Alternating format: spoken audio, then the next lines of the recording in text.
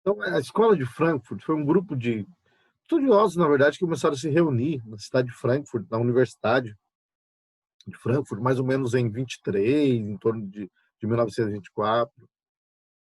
Eles começaram a se reunir para discutir questões sociais, né? Questões sociais. Na verdade, a Alemanha ela estava vivendo uma situação complicada, porque a Alemanha ela havia acabado de sair da Primeira Guerra Mundial, terminou em 1918, né?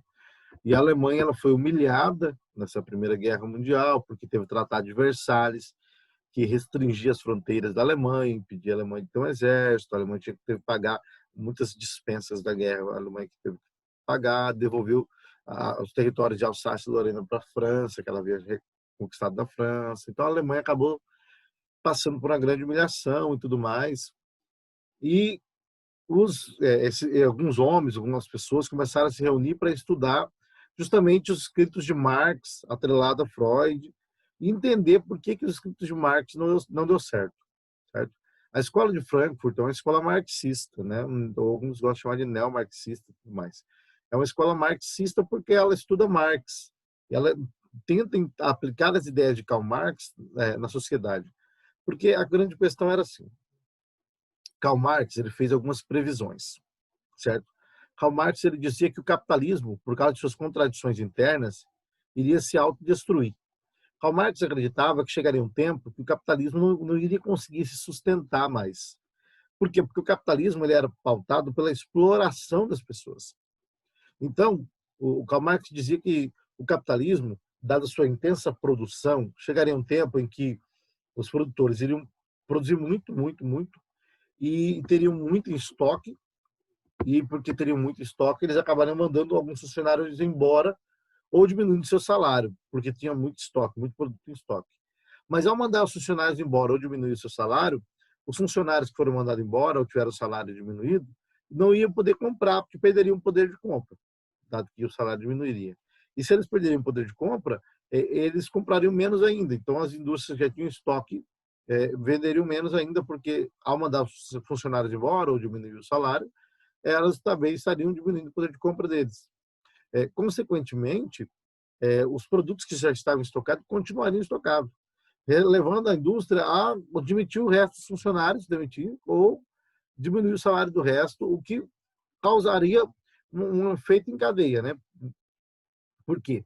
Porque as indústrias, consequentemente, mandariam os funcionários embora, os funcionários perderiam o poder de compra, perdendo o poder de compra, as indústrias não venderiam mais, não vendendo, as indústrias iriam falir. Faliriam porque não tem ninguém que compra, e as pessoas não compram porque não tem dinheiro para comprar. Logo, o capitalismo, inevitavelmente, estava fadado à, à sua autodestruição, porque é um sistema totalmente contraditório. Karl Marx acreditava que chegaria um tempo que isso aconteceria, ou poderia acontecer que os industriais, né, os donos das indústrias, poderiam começar a diminuir muito o salário dos funcionários, de maneira que eles vendessem os produtos de forma mais barata, ou algo do tipo, talvez, mas que o salário dos funcionários fosse lá embaixo, para que a exploração então seria maior, né? E aí, os funcionários, que é o proletariado, ia se revoltar, não iria aceitar isso. Só que o problema é que em 1914 e 1918 teve a Primeira Guerra Mundial. A Primeira Guerra Mundial, ela, na verdade, veio e mostrou que Karl Marx estava errado. Por quê? Porque, na verdade, se Karl Marx achava que a burguesia, o proletariado, melhor dizendo, os trabalhadores, iriam pegar em armas para lutar contra a burguesia, o que Karl Marx viu, o que aconteceu foi totalmente errado, totalmente o contrário. Por quê? Porque o proletariado, ele pegou em armas para lutar contra o proletariado de outra região. Então, era o proletariado da Alemanha lutando contra o proletariado da Inglaterra e da França e vice-versa. Ou seja, eles não se revoltaram contra a burguesia. Então, algo deu errado. A escola de Frankfurt surge justamente para estudar isso, para estudar o que aconteceu, o que deu errado. A escola de Frankfurt também havia presenciado, a partir de 1917, a Revolução Russa, né, você tem os bolcheviques e tudo mais, lá na Rússia, onde o Kaiser acaba sendo tirado e eles, né, usar a expressão comunistas aqui, mas não seria a expressão correta, mas tudo bem. Os comunistas assumiram o poder, né? Mas a escola de Frankfurt não concordava com aquilo. Eles achavam que estava errado, sabe? Não eram as ideias de Marx exatamente, uma coisa não estava funcionando bem. Então, esses integrantes aqui, Theodor Adorno, Herbert Marcuse, o Herbert Marcuse é vivo ainda hoje. Esse cara é muito expressivo para o direito, tá? Até vai ter uma aula sobre ele. Herbert Marcuse, desculpa, Herbert Marcuse não, o Rui Habermas, é o último aqui, ó. Esse carinha bem velho, fechado aqui, ó. Ele é vivo ainda hoje. Ele é muito importante para o direito, muito importante mesmo. Tá? O Theodor Adorno, o Marcuse, Erich Fromm, Walter Benjamin, Max Horkheimer, Leo Lowenthal. Então, o Theodor Adorno, por exemplo, ele escreveu um livro junto com o Max Horkheimer, chamado Dialética do Esclarecimento, que é um dos livros bem famosos da Escola de Frankfurt. Né? O Herbert Marcuse, ele tem um livro bem famoso, que ele faz uma reinterpretação de Freud, que é Eros e a Civilização, o livro do Marcuse. Freud tem um livro, O Mal-Estar na Civilização. Então, Herbert Marcuse vem e escreve um livro, Eros e a Civilização. Eros simbolizando o desejo, né? E tudo mais. Você tem o Erich Fromm, tem um livro Ter ou Ser, muito bom. O Walter Benjamin, que, né, escreveu um livro famoso, A Obra de Arte na Era da Reprodutibilidade Técnica e Capitalismo como Religião. Capitalismo como Religião tem apenas 3 páginas, mais ou menos, porque Walter Benjamin acabou suicidando, não conseguiu terminar. Max Horkheimer, ele escreve o livro com Adorno, né, Dialética do Esclarecimento, e tem um livro só dele também, que é o Eclipse da Razão, muito bom. O Habermas já tem muitos livros bons, né? O Habermas, por exemplo, tem livro Ciência como Ideologia, Democracia e tudo mais. Nossa, ele fez saber, escreve muito livro, tem muito, mais de 50 e poucos livros. Então, do Habermas, que até é difícil mencionar aqui. Mas a ideia é essa. Esses grupos estudiosos se reúnem, então, para pensar a sociedade a partir das ideias de Marx. E a pergunta essencial é: por que as ideias de Karl Marx não deram certo? Por que as ideias de Karl Marx não se efetivaram? O que aconteceu que, de fato, não aconteceu, não ocorreu aquilo que Karl Marx disse? Porque Karl Marx disse bem assim: o espírito ronda a Europa. Ele começa o Manifesto Comunista dizendo: o espírito ronda a Europa, o espírito do comunismo. E ele termina o Manifesto Comunista dizendo: trabalhadores de todo mundo, univos, porque não temos nada a perder a não ser as nossas correntes ou cadeias. Então, era um clamor por uma revolução, mas a revolução não aconteceu. Por quê? Então, a Escola de Frankfurt, ela vai chegar à conclusão que, na verdade, existiam alguns problemas com a própria cultura. É mais ou menos isso. Karl Marx, vocês se lembram bem, Karl Marx fez uma divisão entre infraestrutura e superestrutura.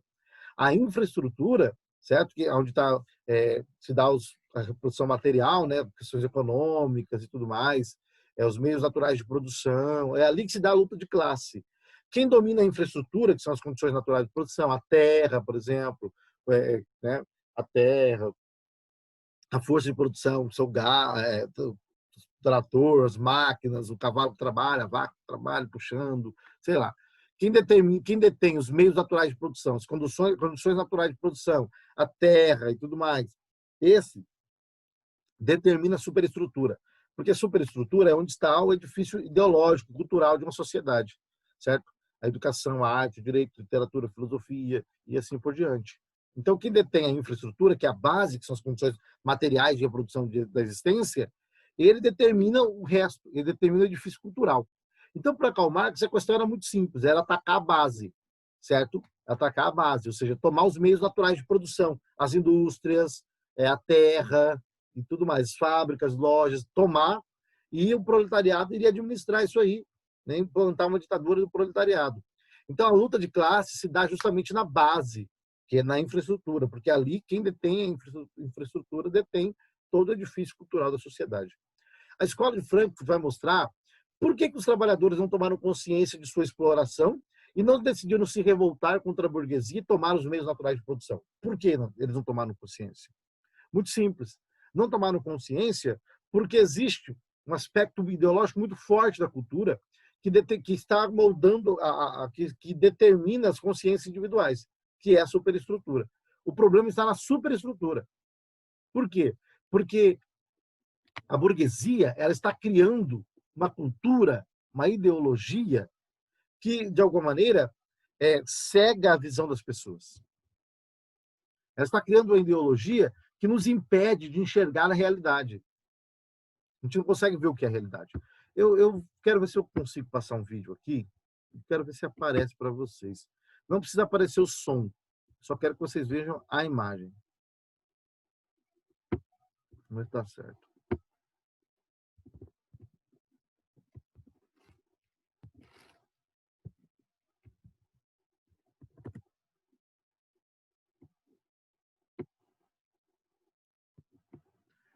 O vídeo está aparecendo para vocês. Vocês estão vendo no YouTube aí, né? Tá conseguindo ver certinho, né?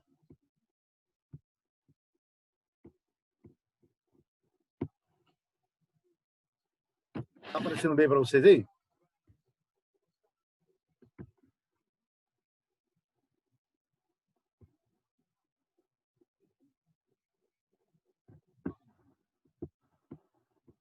Espera aí que ele mandou. Ótimo, beleza. Ó, esse cara aqui é chamado Slavoj Žižek, é um filósofo esloveno, marxista também, cara muito bom, né? E ele vai falar sobre ideologia, tá? Ideologia. Então preste atenção no que ele vai falar.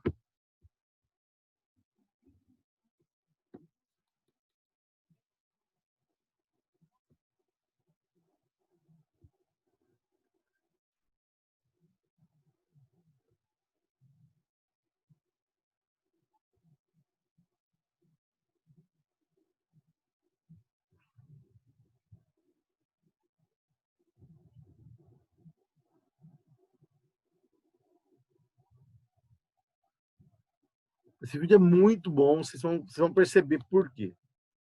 Ele é muito ilustrativo.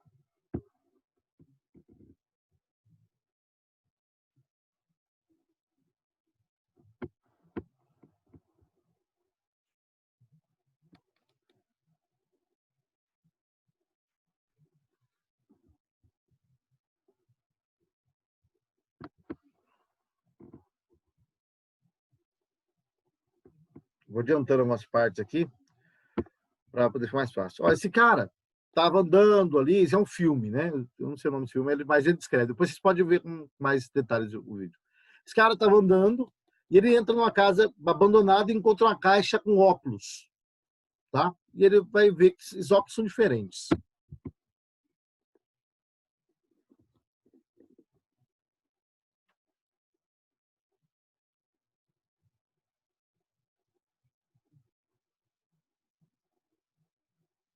Ele vai colocar um dos óculos.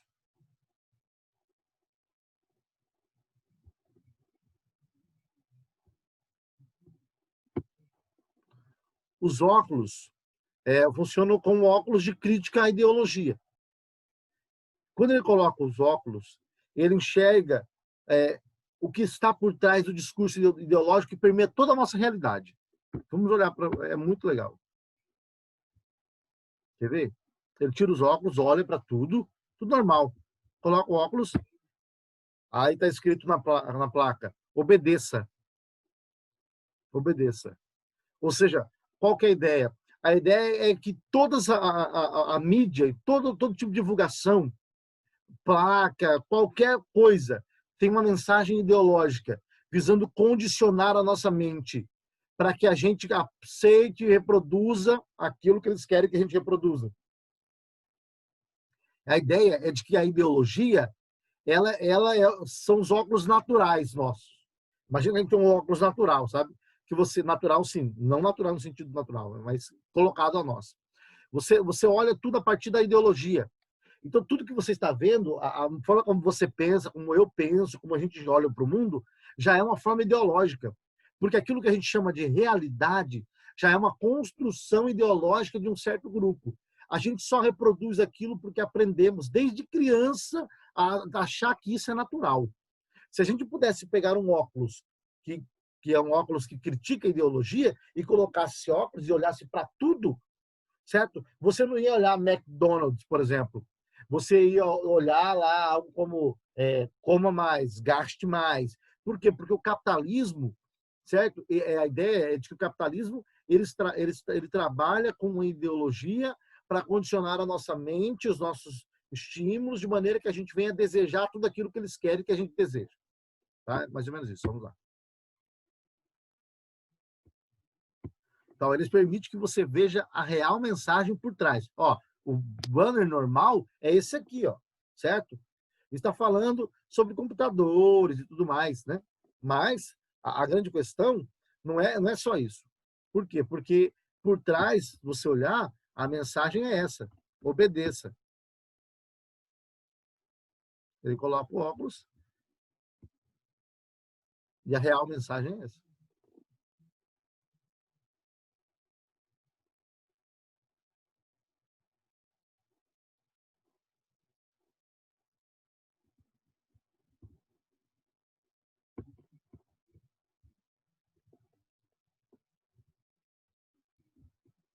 Aí, ó. Você olha para aquele banner dizendo venha para o Caribe, né? Acho que é o Caribe mesmo, deixa eu ver.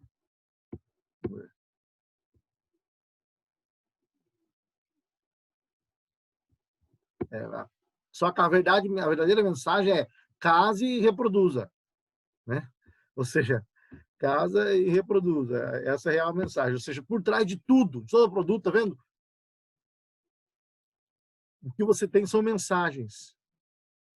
Não pense. Permaneça como se fosse no estado de consciência. Submeta, não pense.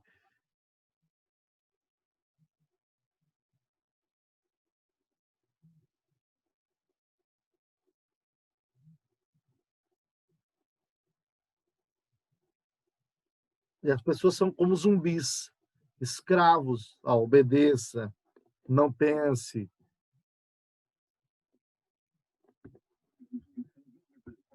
E aí, depois vocês podem ver o vídeo com mais tempo lá. Sei que o vídeo é muito bom, viu? A ideia central é essa. A escola de Frankfurt vai dizer por que o proletariado não se revoltou. É muito simples. O proletariado não se revoltou porque a ideologia capitalista que permeia a nossa sociedade condicionou a mentalidade das pessoas a ponto de elas não conseguirem enxergar a sua condição de explorado, de escravos, de maneira que eles reproduzem exatamente aquilo que a classe dominante quer que eles reproduzam. Então, a ideologia é justamente isso. A ideologia é como se fosse o óculos que nós usamos, que faz com que a gente enxergue o mundo da forma como querem que a gente enxergue. Quando você nasce, é como se eles te desse óculos, falasse, ó, use isso aqui, veja o mundo assim, né?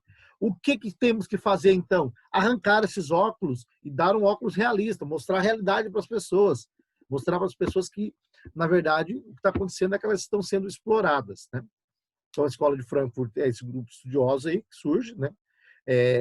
A teoria deles é conhecida como teoria crítica, justamente porque eles criticam a sociedade tradicional, certo? Fazem uma crítica à sociedade tradicional, com seus parâmetros, com sua forma de enxergar as coisas. Eles lançam uma crítica muito feroz à sociedade tradicional, com seus valores, dizendo que todos os valores da sociedade tradicional, na verdade, são valores capitalistas, são valores exploradores, opressivos. Porque a própria ideologia social que se tem na sociedade tradicional é uma ideologia que visa dominação. Seria essa a perspectiva deles. Na análise da sociedade de massa, Adorno e Horkheimer, né, que fazem essa análise também, que se desdobra em vários aspectos, um tema muito presente é a crítica da razão.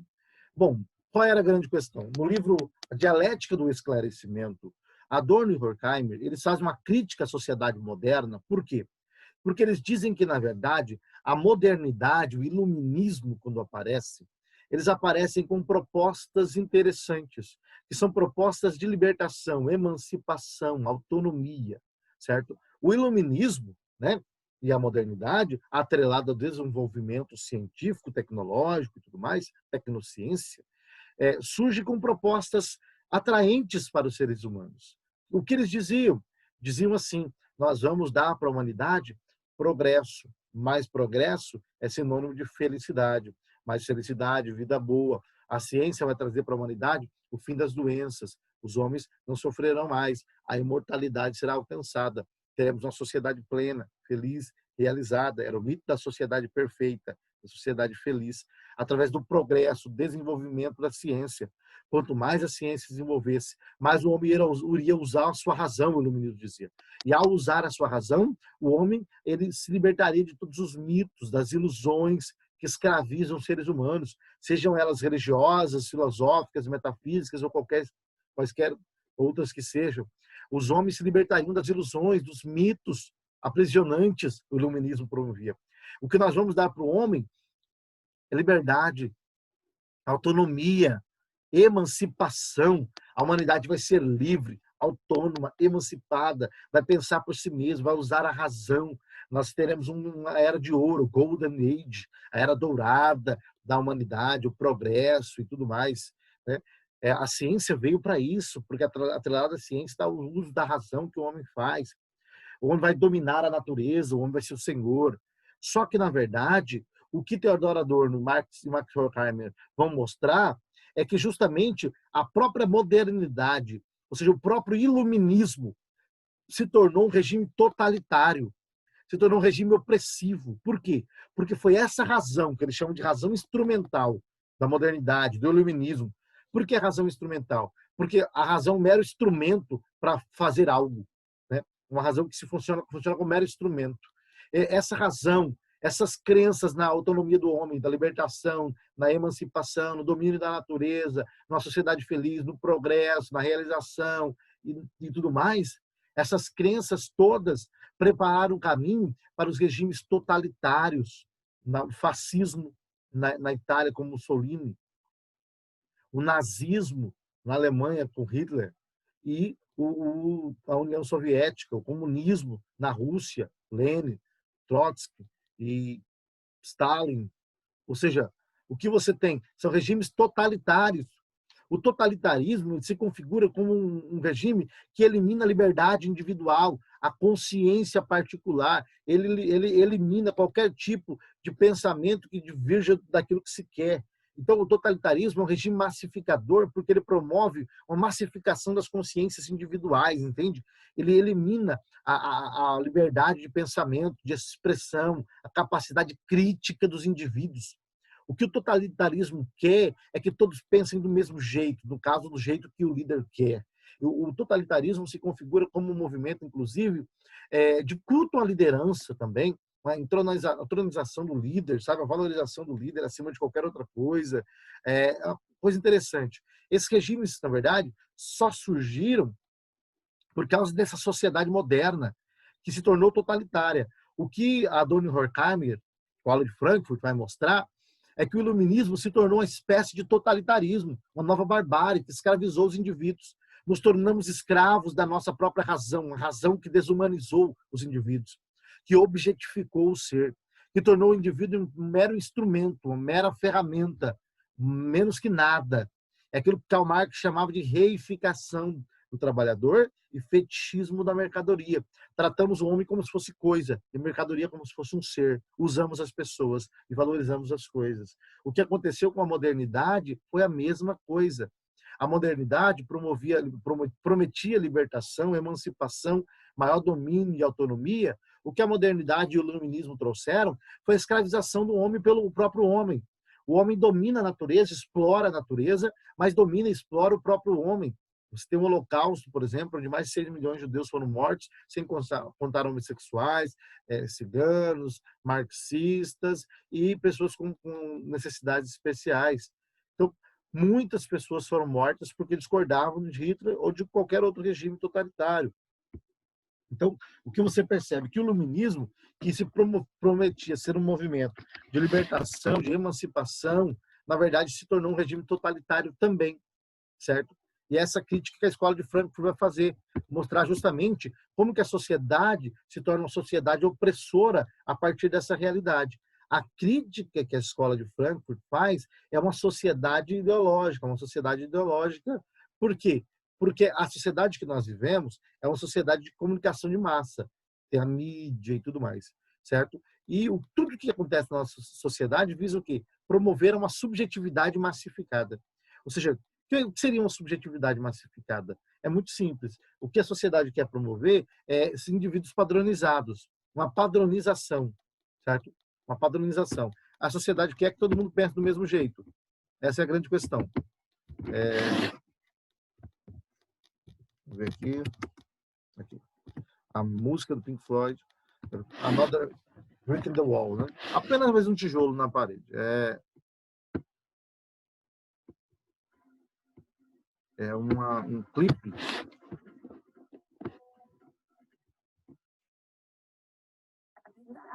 Nossa, eu odeio essas.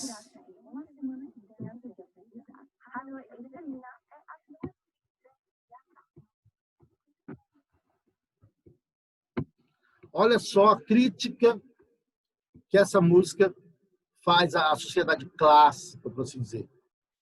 Né? Olha o nome, né? Apenas mais um tijolo na parede. Ou seja, tijolo na parede é nada, né? Tanto tijolo na parede tem.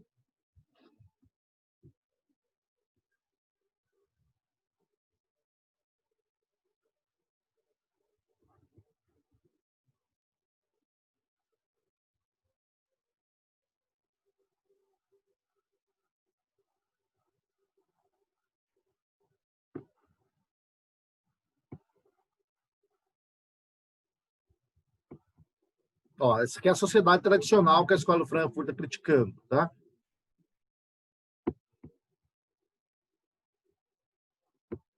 Uma sociedade que reproduz tudo que é anda no padrão.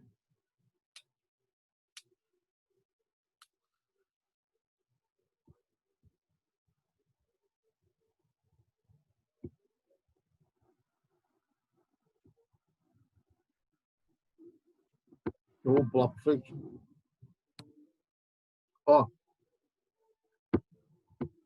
crianças andando um atrás do outro em série, né? Andando atrás do outro em série. Esse aqui é uma subjetividade massificada, tá? Pessoas que são criadas em séries, com tijolos, sabe? Você não tem a sua individualidade.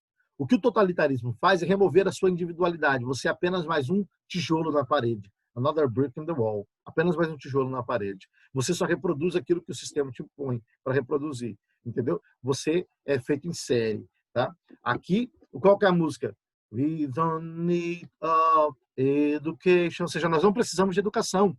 Por quê? Porque essa educação é uma educação ideológica. Tá? A educação que reproduz o status quo, não cria os sujeitos críticos, pensantes. Por quê? No thought, não pense. Tá? Obedeça. Essa é a ideia, não pense. Então, veja, olha só, eles andando. Isso aqui é a escola, é a sociedade.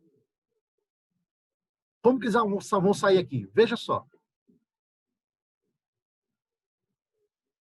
E, ó, sem rostos, tá? Por quê? Porque você não. O rosto é o ponto maior da sua individualidade, de quem você é.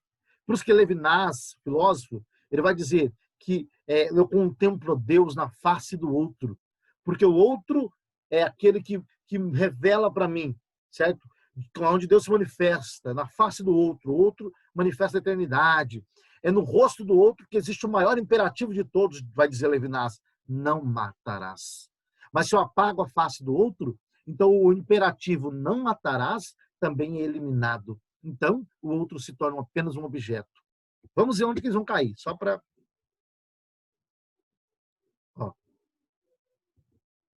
Eles saem da escola assim, para entrar na sociedade assim.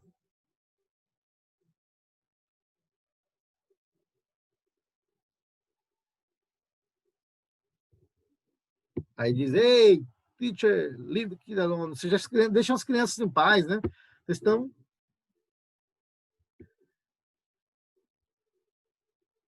Ah, o professor lá.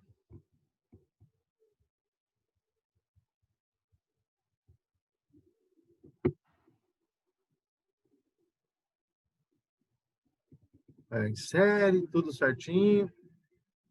Quero pegar a parte que eles caem dentro do... Aqui, ó. Essa parte. Onde que estão caindo? Olha só.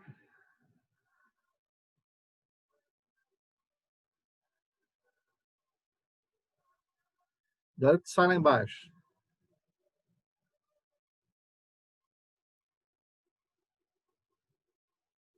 A massa, tá? É isso que a sociedade tradicional é. Uma sociedade massa, uma sociedade massificada. Que visa o quê? Que visa reproduzir, eliminar as subjetividades individuais. E quem trabalha para isso? As escolas trabalham para isso, a mídia cultural trabalha para isso, tá? A escola de Frankfurt, olha essa imagem aqui. O moderno inferno de Dante. Aí você tem uma mensagem ali. Abandonai as esperanças, ó vós que aqui entrais. No livro A Divina Comédia de Dante Alighieri, você vai ter, quando chega na porta do inferno, né? Dante é levado por Virgílio que escreveu a Eneida, né? Um poeta romano e tudo mais. Dante é levado por Virgílio para dar um tour no inferno, né? E antes de entrar no inferno, a Divina Comédia diz que na porta do inferno tem escrito bem assim: abandonai as esperanças, ó vós que aqui entrais. Na porta do inferno tem. Por quê? Porque o inferno não é lugar de esperança, é lugar de desespero. Então, a ideia de que a mídia no mundo moderno é um novo inferno de Dante, tá? E aí a escola de Frankfurt, ela diz que existe aquilo que ela chama de indústria cultural. O que seria indústria cultural? Imagina só, vamos pensar aqui. Eu fabrico um celular, né? Eu quero fabricar um celular para vender. Eu posso fazer uma pesquisa de mercado, levantar o que as pessoas se interessam, com a vontade de cada um, e fabricar um celular de acordo com a vontade das pessoas, ou eu posso fazer o celular e, através da mídia, manipular as vontades individuais a ponto de que elas comprem e desejem aquilo que eu vendo. É isso aí que é a indústria cultural. A indústria cultural é quando os bens de consumo acabam se tornando também uma questão ideológica, uma questão de mercado. A cultura é um bem de consumo, certo? A indústria cultural, ela é movida pela mídia massificada, pela cultura midiática. E essa é uma nova forma de opressão, de dominação. Por quê? Porque a mídia, ela está querendo, a todo momento, está querendo não, está fazendo, né? Está nos convencendo de que a gente tem que desejar aquilo que a mídia propõe, temos que comprar aquilo que eles vendem, senão não vamos ser felizes, não vamos ser realizados, não vamos ser... Veja, pensa na cerveja, lançou uma cerveja nova, o que eles fazem? Colocam um cara forte, bonito, bebendo a cerveja, e aí entra uma mulher linda, e de repente a mulher vê o cara bebendo a cerveja, suponhamos que é cerveja Sol. E ela fala, nossa, que calor, me dá um pouco dessa cerveja, o cara dá um pouco da cerveja para ela, de repente os dois já estão juntos. O que eles querem dizer? Se você beber essa cerveja, você vai pegar a mulher desse jeito aqui. Entendeu? Aí você vai lá, enche a cara, não pega ninguém. Né?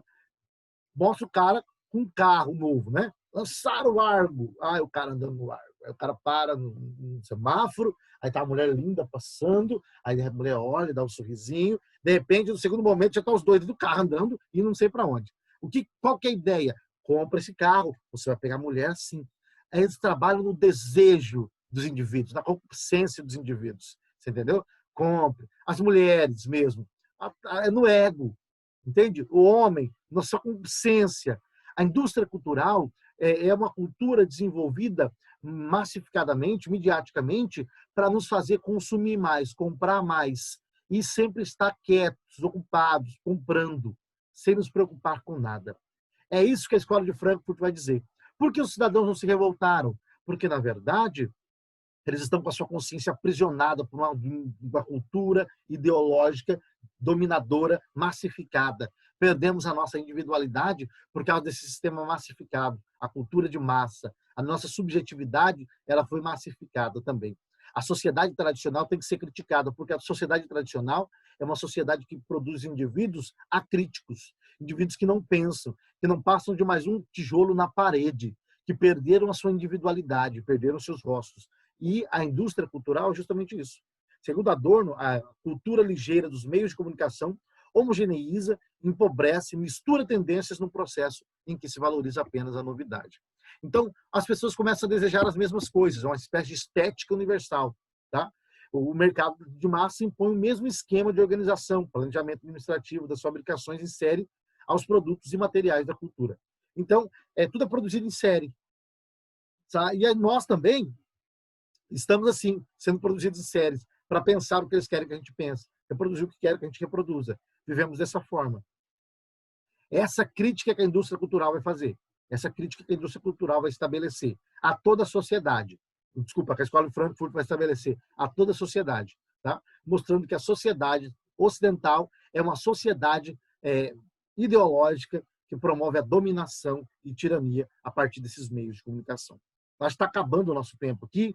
Vocês acham que precisa abrir uma outra sala para esclarecer alguma coisa a mais ou está ótimo para vocês?